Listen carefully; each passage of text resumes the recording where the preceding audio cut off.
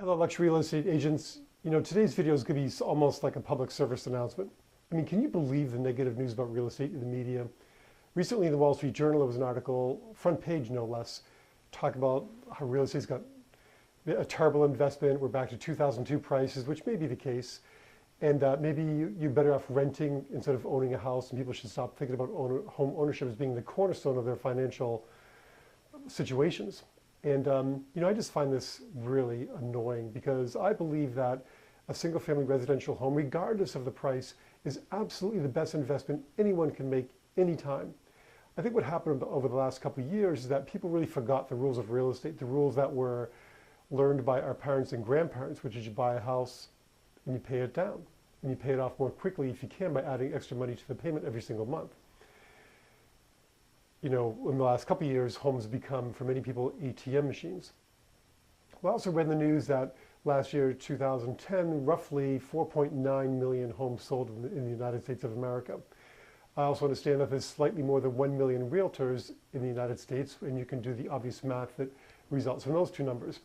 What I think is really critical, though, and a real important concept for all of us to think about is that if we all thought about one more, just one more, imagine if every realtor in the United States of America did one more transaction in 2011 than they did in 2010, what would that mean for the United States economy? Well, first of all, if roughly 5 million homes sold, that would be a 20% increase in the number of properties sold.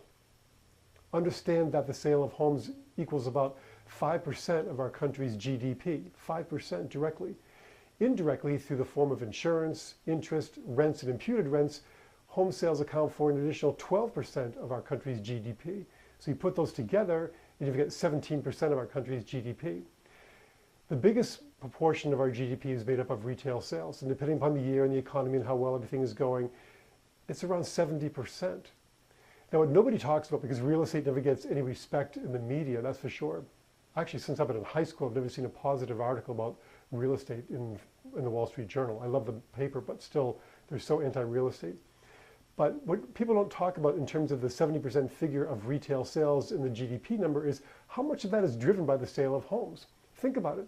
When somebody buys a house, what do they have to do? They have to go buy Rubbermaid, they have to buy Tupperware, they have to buy carpets, they have to buy cabinets, landscaping tools, furniture, all kinds of stuff that drives retail sales. Now, I'm not sure anyone tracks what percentage of that 70% of retail sales that GDP is comprised of is made up through the sale of single-family residential homes. But I got news for you.